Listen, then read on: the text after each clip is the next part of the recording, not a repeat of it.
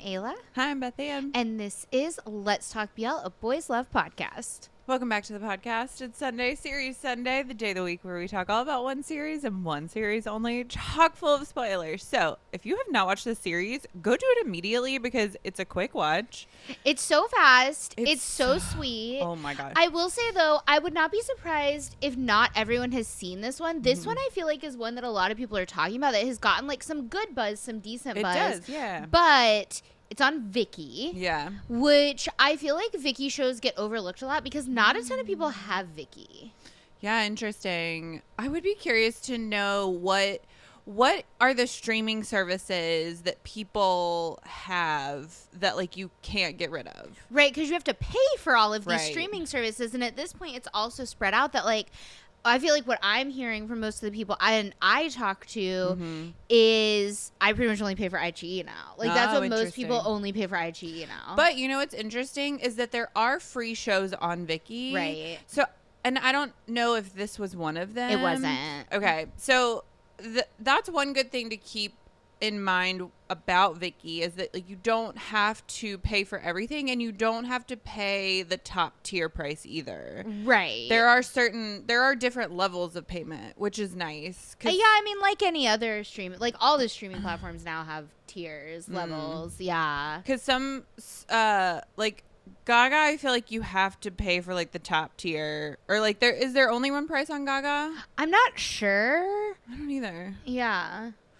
Anyways. I know for sure iQIYI, though. I watched this show, and then it ended, and I was like, oh, my gosh, I'm so sad. And then I started it over again. It was that good. I liked it was so great. Much. Okay, let's start with the nuts and bolts. It's on Viki, as we've said. It's only 8 episodes. It's by Studio Winsome, which also did My Sweet Dear, which has one of the lead guys, Isu from Where Your Eyes Linger. That one I felt like didn't get talked about much. I also tried to look up this director to see, because I always like to see the overlaps of what else they've done. And this director hasn't really done anything else that I could find. Yeah. So it's kind of a new team of people. So as Shin Ki-tae, or Eddie, it stars Lee Sung-yu. And Lee Won, or In, is played by Lee Jong-hyuk. Yes. Brand new babies. Okay, so synopsis time. Holy cow, this is long. Yeah, I pulled this from Viki because the My Drama List one is like a sentence. I thought this would be more fun. Oh, Lord have mercy. Okay. Iwan and Shin Ki-tae are best friends.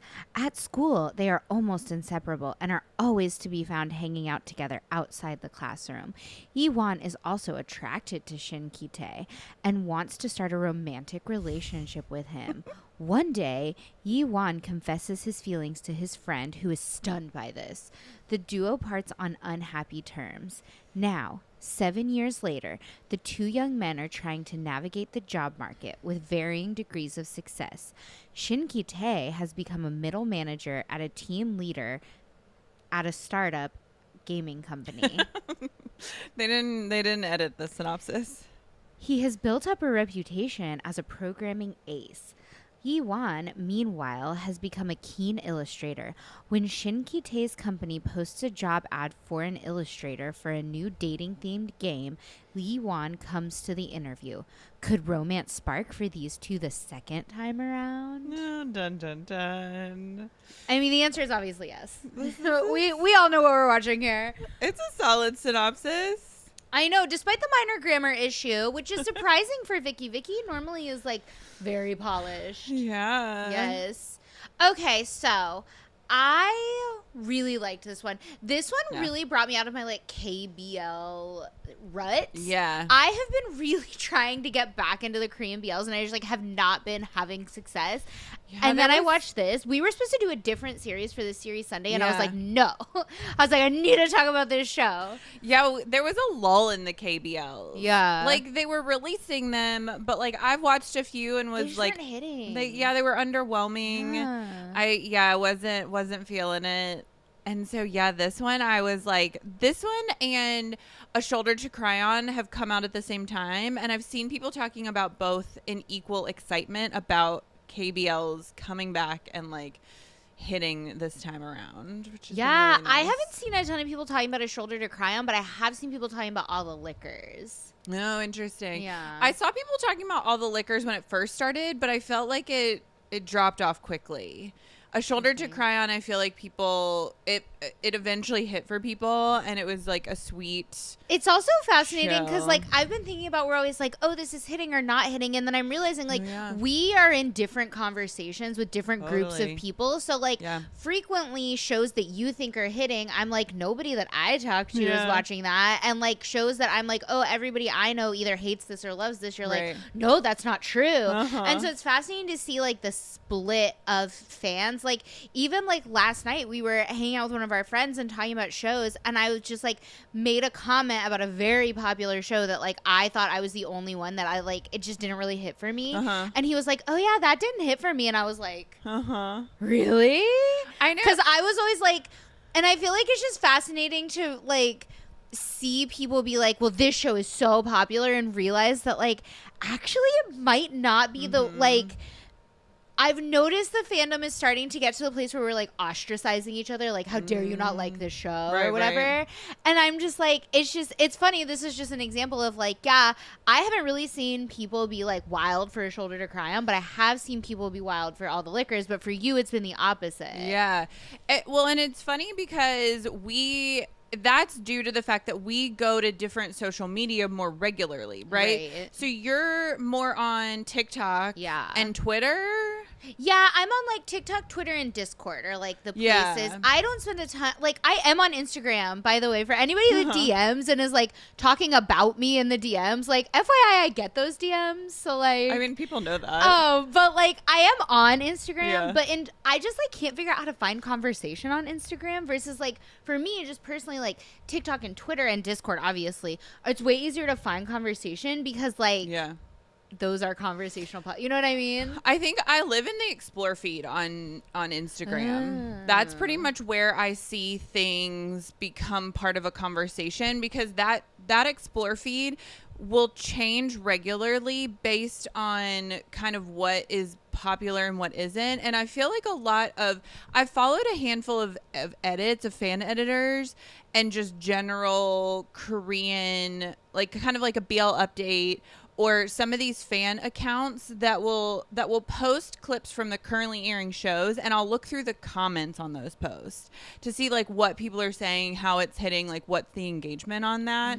Like, that's kind of where it's almost like eavesdropping into, like, someone else's conversation, and instead of kind of like seeing, like, on TikTok where you have one, it's probably the same on TikTok where you have one person who's talking about a show on a TikTok, and then you look in the comments to see kind of what the reaction is to that. And I mean, I think Instagram, the explore feed is the same, where, like, it's not based on everyone, it's just based on your activity, right? Like, that's kind of it.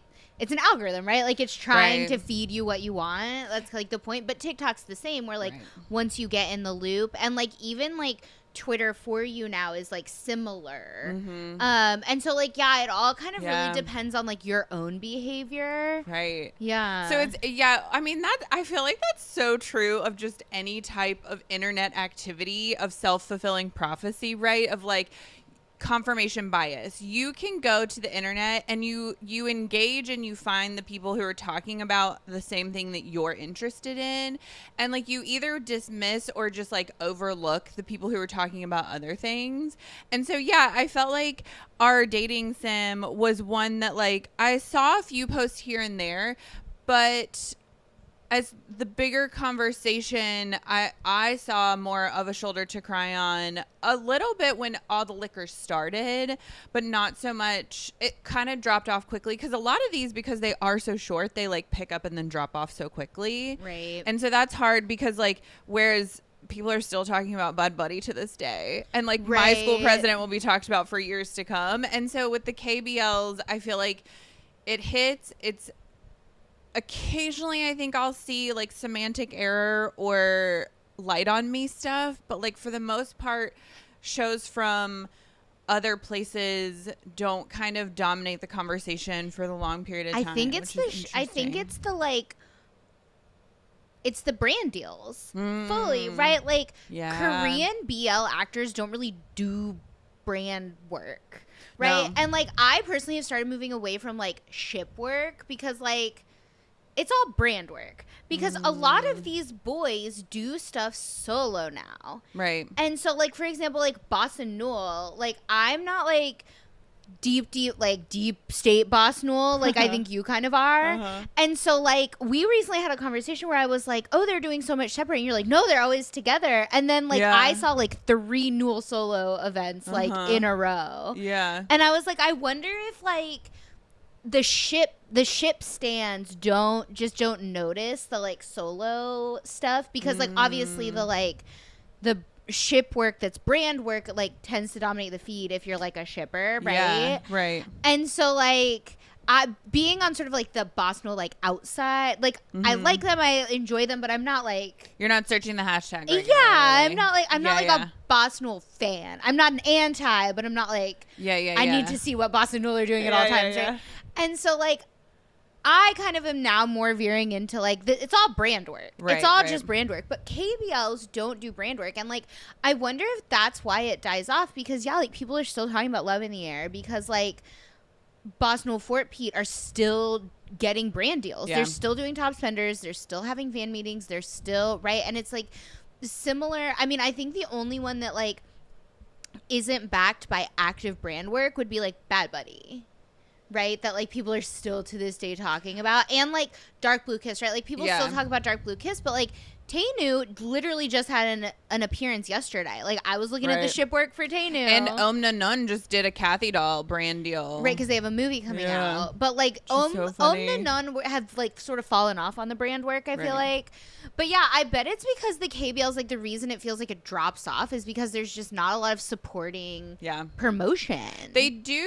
It's funny because the KBLs do ship work within the context of the show. For example, for our dating sim, people are freaking out right now because there's a bunch of photos that they took together that are seen in the last episode of this show.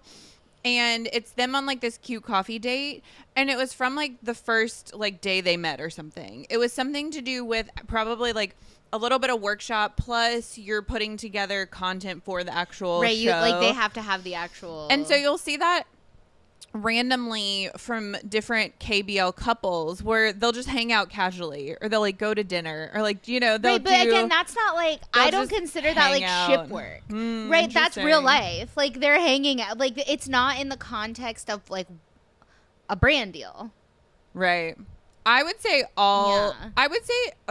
for me, it classifies as ship work when you're just like, when you're just hanging out, when you're doing something together in the context of the BL fandom, right? Because it's so like, are you saying anytime they hang out, if they post a picture of it, that's ship work? Yeah. Because so they can't be friends in real life and have that be not work, right? Because in your opinion, because we have this conversation often where we're like, if they're real friends, they never post about it. And so for me, I feel like a lot of like their excitement about posting that they're hanging out together is that they're like, oh, the fans will like this. Interesting. So anybody that posts together, you think they're not real friends? Not like you think it's not like a real friendship. You think it's like for work. You can't have porque no los dos. Like it can be both. I think these two actors who have become friends can hang out together, and then suddenly they're like, oh, let's post a picture. Because we've talked about this before too, within the context of the ship work, that so many of these actors, their feed is personal, but it's also work related, and so it's hard to separate the two, right? That's why you have these fans who get so just like absorbed in the like, are they real? Like, what is this? Is it work? Is it not work? So like, for example, upon Puin, right? Like they're friends, but they're work friends because they go to different schools, like they hang out in different friend groups, they do different things. So when they're posting together, a lot of it is ship work. Not to say like they hate each other and they aren't friends in real life, but it's an interesting thought to think about the context of like, if you're hanging out with someone and you've worked together and it's in the context of promoting like yourselves as a couple, I think there's a little bit of both. Your real friends, sure, but also your colleagues. You're working together. You're like, oh, the fans will like this, so we're gonna post a cute selfie together. And yeah, I think there's like multiple layers to these actors posting these things with their friends. It's an interesting perspective. I know. Okay, let's go back to Our Dating Sim. So this show's pacing was excellent. I really liked the pacing. I thought this show was just really well done in general. Honestly, like, this show is, and come for me if you want at this point, whatever. Like, it's the story of my life. This show is what My Beautiful Man wishes it was. Like, in my opinion. Like, this show is like, if My Beautiful Man wasn't, like, toxic. Yeah. Yeah, you said that before, and I was like, yeah, My Beautiful Man. It's hard to wrap your mind around My Beautiful Man because it's like... To be fair, I didn't watch My Beautiful Man season 2, so I'm only going off of the first season. No, yeah, I feel like the first season is the context you need. Yeah, because, like, you don't really know if the, like, beautiful one really likes the other one or if he just likes to be doted on. And you kind of, because you don't really realize that it's not unrequited until, like, until, like, the reveal, right? That, like, for 7 years he's pushed down his, like, pain or whatever, right? And so, like... Yeah, it's like I get the same vibes, but this is like sweet and nice, and it has such good plot. Like, that's my problem with so many. I love a sweet fluffy BL, like, and I love a sweet fluffy show. Like, give me any type of genre if it's sweet and fluffy. Like, I'm into it. I'm here for it. But I need some plot. Yeah, like I need the plot to actually be there. I need the pacing to actually be there, like, even if just a little bit. And I feel like so many of the sweet fluffy shows lately have been missing that piece of it, where, like, give me just a salt-based sprinkle of plot, please, God. And they don't. But Our Dating Sim did. It has, like, all of the elements. Yeah. I adored this story. I love the fact that we are introduced to these characters via that high school moment where they've graduated, they're friends, they have this moment, and then Leewon runs away, right? And disappears for 7 years. And it's one of those things where, like, I always talk about this, where it's like we have so much technology these days, so it's wild to me that people can just disappear off the face of the earth. But he, like, changed his phone number. I want to know how they never ran into each other again. Because he moved out of town. But, like, they're still in this, I don't know, like, it seems, I guess, like... Because that's what the friends say. They're like, he's like, oh, yeah, I found Leewon. And they're like, where was he? And he was like, oh, yeah, he moved, because you see them moving to go help his aunt. And I guess, like, he just didn't know. But, like, they're in the same friend groups. It's like, how would people not... Like, I feel like this is so Korean. Oh, it's so Korean. Because this happens a lot in K-dramas where... you don't realize your childhood friends. Right. Or there's one show where this mom left her son at a playground and then she came back and she couldn't find him ever again. And you're just like, what? Well, because he was, like, adopted. I know the K-drama you're talking about, and I love that show. And there's just there's so many times where this is such a trope in K-dramas that I kind of love. It's absolutely over the top and ridiculous. But anyways, so what I really love about this show is the fact that now that Leewon is back, Gi-tae is like, I know my feelings for this boy, and I am going to tell him as quickly as possible, because he does. And then he proves it to him, right? Because Leewon is like, I don't understand. Although both of these boys have been single for 7 years, according to them. Oh, I mean, yeah, I feel like that's also very, like, at least if we're going off K-drama tropes, like, yeah, pretty legitimate. Like, stay true to your first love feeling. Well, more so, right? Like, focused on career and school and all this stuff, and, like, not really trying to, like, be dating people. Like, I don't know. I know people in, like, my, like, Western social circle that have been single for, like, 5 to 10 years. Right. Yeah. I can think of, like, at least 5 people off the top of my head that I know right now that, like, have been single for Somewhere between 5 and 10 years. Yeah, sure. Yeah. But throughout college, for me, that doesn't feel realistic. From high school through really? college, like, I don't know anyone. Of course, like, this is a different context, like, a different culture Yeah. where you go to school and you focus on school. And, like, whereas for me, college was, like, fun and very social, and the idea of like people not dating because like everyone dates everyone, and like that's where you kind of you're away from your parents for the first time, and like you have this freedom.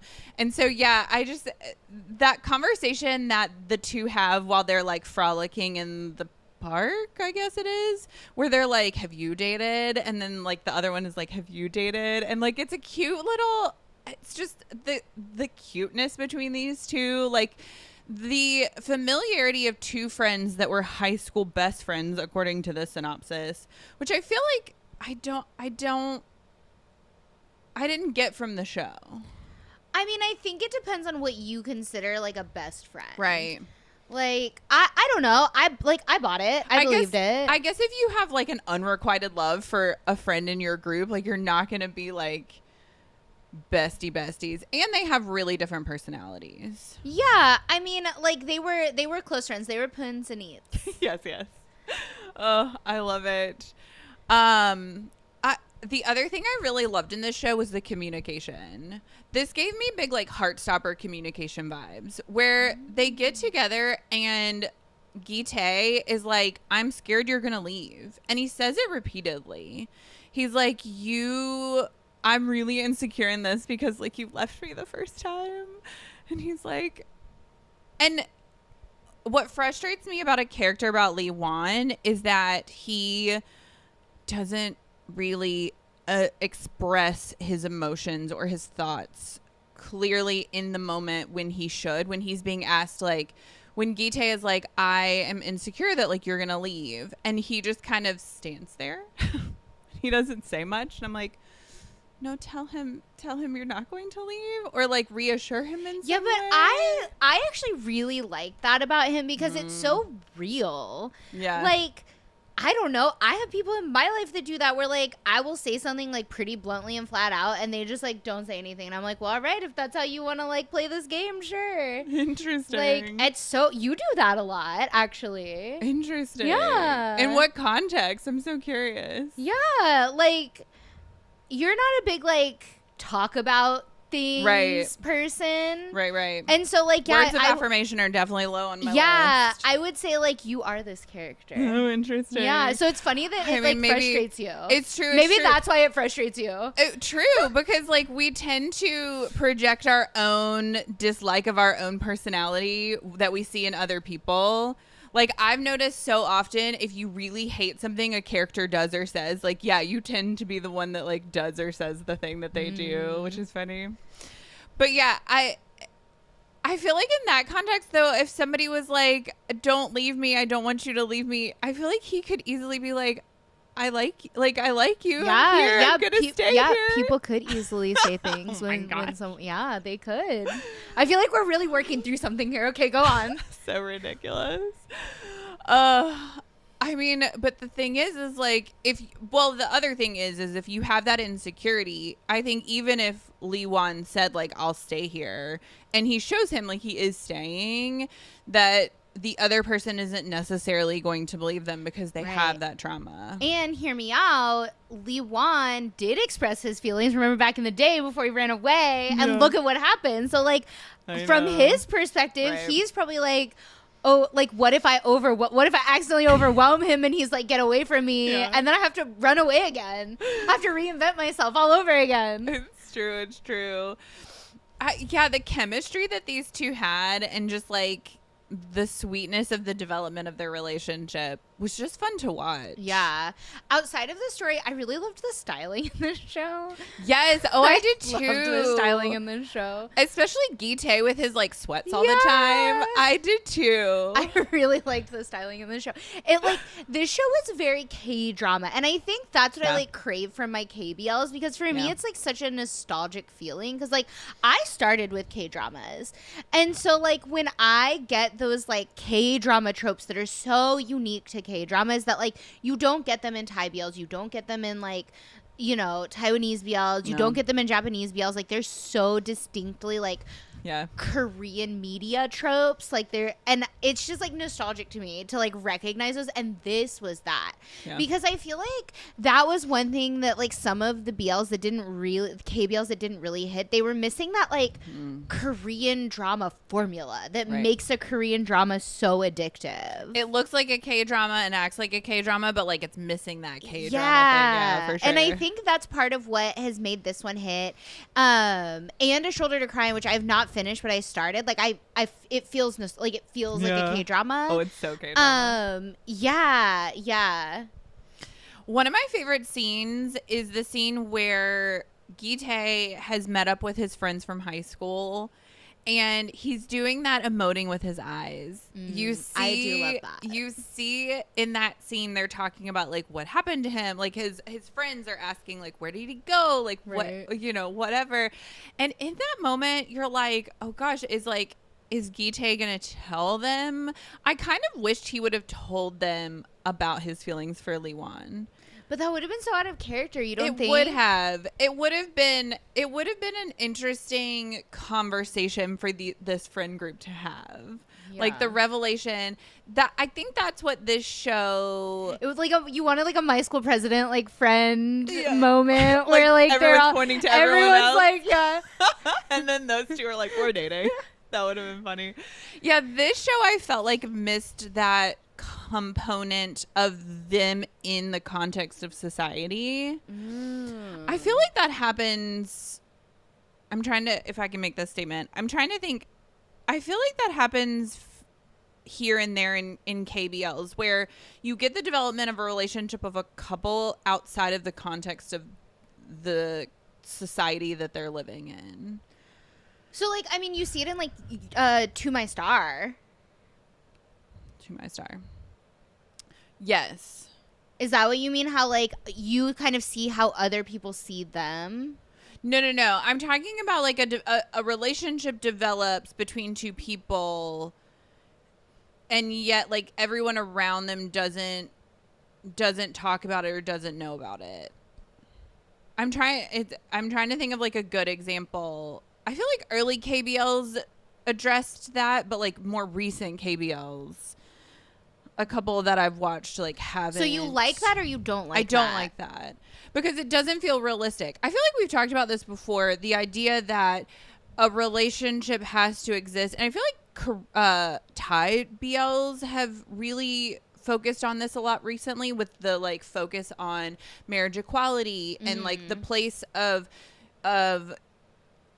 gay rights in society and being a gay couple in society. You can't just have this, like, fluffy love story develop and then not address how it fits into the context of the people they interact with, right? Like, they're holding hands at the end of the show and you're like, oh, I feel like this group would be really supportive of them being together. And maybe it's like they've already told them, right? It's and like it's a non-issue. It's a non-issue. I kind of like that, where it's like, it's because really like a love story is between two people. Like, there are some things that should be between two people, right. And like, we're, as the audience, for me, it's like I care about the two of them and how they feel about each other. I don't really care whether or not their friends support them or don't, to be honest with you. Interesting. Like, and so, like, I sort of more saw it as like, oh, like, cool, it's just a non-issue. Like, it's not something where there has to be this big gay reveal, right? Like, it's just like, it's a non-issue. Like, oh my God, gay people can exist just like the rest of us in relationships. I just thought because this group of office, like the office culture in this situation, it would have been a cute moment for them at that, where it's like, oh, cute, you know, like I thought, and they hinted, I think, throughout the show where they get caught randomly by different coworkers, and they're like, I got the impression that they, like, knew what was going on. Yeah, maybe. And they're just like, we don't need to talk about this, because it's like any other, like, when you see two, you're like, okay, we know what's going on. If you guys don't want to talk about it, like, it's because y'all are the ones in denial, not the, like. True. This show is so sweet. I am currently rewatching it. It's just a fun, easy watch. Yeah. I really liked this show.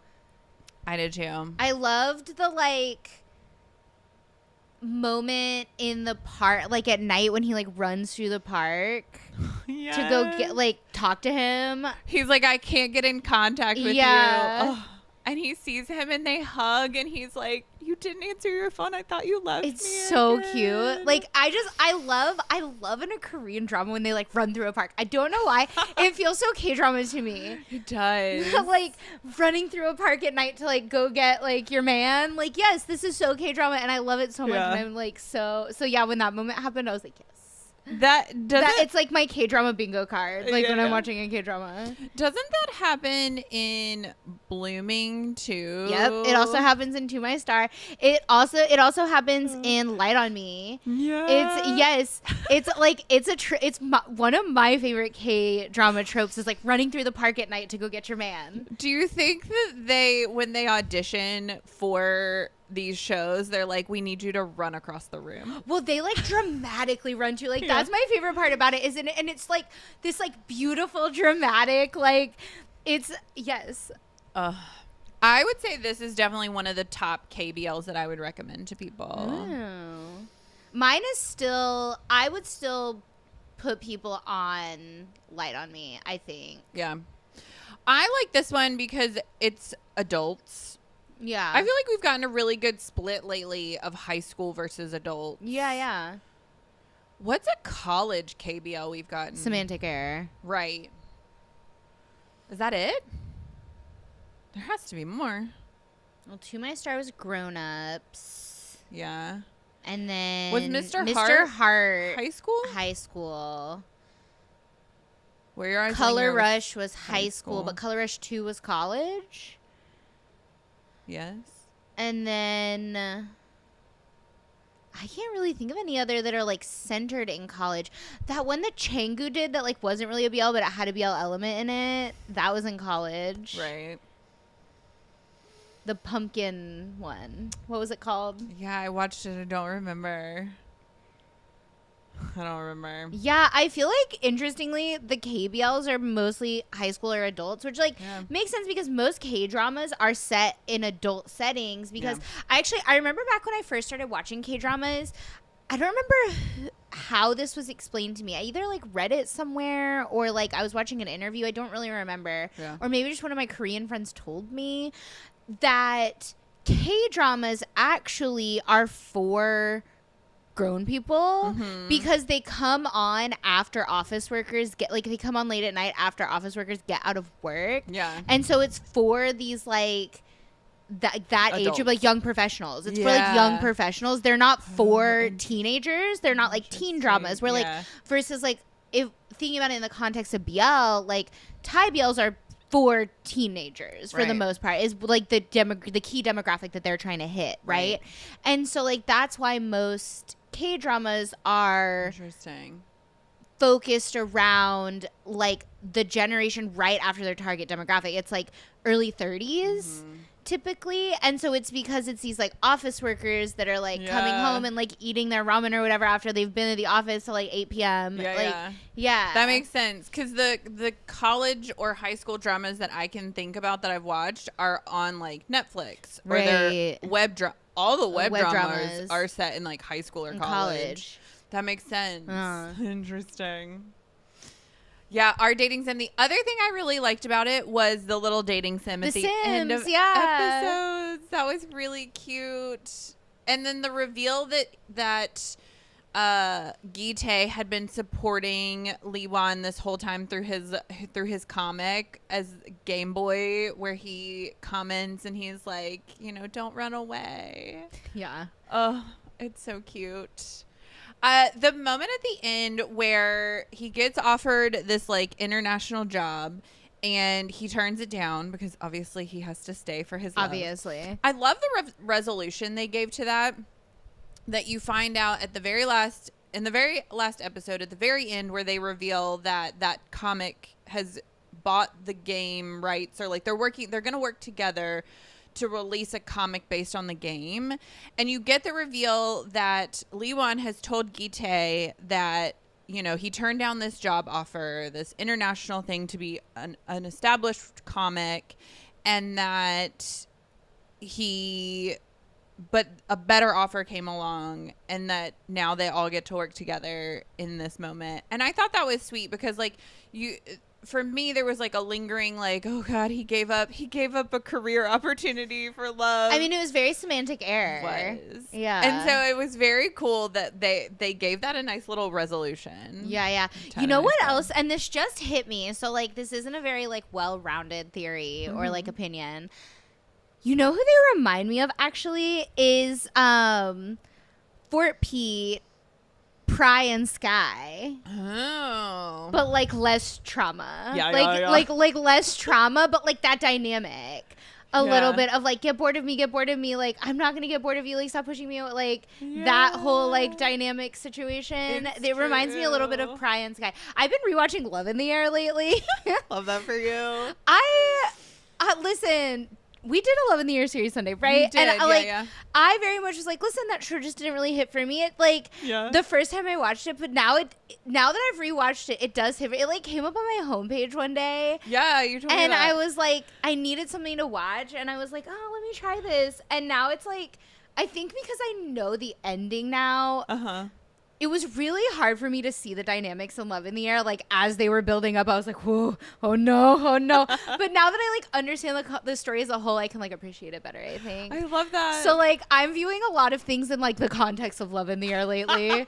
You know what's interesting? We've talked about this before, too, off the podcast, where we've both had shows that the first time we watched it, we were like, not for me. Yeah. And then the second time we watched it, we were like, oh, maybe for me. Yeah. I see it differently. So you guys tell us, what show did you watch and then you rewatched for whatever reason and you were like, it hit different the second time? Just it's different. Maybe not necessarily better or worse, but just like different. Yeah. I am trying to think of a show that I've watched the first time and I liked and then I rewatched and I was like, never mind. I don't think I have a show like that. Yeah, and pretty much anything, if I rewatch it, like, it gets better. It gets better, or it's like a comfort show. Because I will say, it's kind of difficult for me to rewatch You're My Sky now. I have tried. Like, I was like in a bad mood like recently, and I was like, let me just put on You're My Sky, Jude My Katongpa. And like, I don't know. It was just like different. Maybe it was hard for me. We should do a rewatch reaction for our YouTube subscribers. Yeah. And I feel like I might have this, if I tried to rewatch Big Dragon, I might. Big Dragon. I might have a different. I know. I've been wanting to rewatch Big Dragon on Viki because the subs are different. I've been wanting to rewatch Big Dragon a little bit. But yeah, that show the first time around was a lot to watch. Yeah, but You're My Sky, that's the only one that I can think of that like, but I had already rewatched it like so many times. When it was airing, I rewatched the episodes multiple I would times. rewatch like waiting for the next week to come out. So like maybe it's just that I've overwatched it. Maybe that's the issue here. Maybe it's not the anything else. The context of right. Yeah, I haven't rewatched it lately. I kind of want to retry again. We should try. Maybe we need to rewatch it together. Yeah. Safety in numbers. Yeah. Dome can't hurt you. Listen, I'm just excited for La Pluie. I'm so excited for La Pluie. I can't wait to get Sia again in another show. You know what else I low-key want to rewatch? Now that we're talking about rewatching, I kind of want to rewatch Tarn Type. Oh, God. I only ever watched it one time. Maybe that's what we y'all, for those of you who subscribe to our YouTube, thank you. First of all, thank you for sticking out with us. We're really trying to like figure out what we want to do with that. Maybe, okay, so there's this podcast that I listen to, and they have a segment called Rewatchables, and they rewatch things and talk about it. So maybe that's what we should do. We should rewatch and react to things on our on our subscription. Okay, yes, I like this. Yeah. Yes. All the time we have to do this. Here, the disclaimer is that I am having surgery next week, you guys. Yeah. So we'll start this up, but later. Yeah. Maybe in the summer. Late in the summer. Maybe like July. Yeah. We have a lot coming up, guys. Stay tuned. Okay. Would you rewatch this show? I think so. Yeah. It's sweet. It's like a sweet, nice, yeah. This has been Let's Talk BL. Don't forget to like, subscribe, and follow all things Let's Talk BL at Let's Talk BL.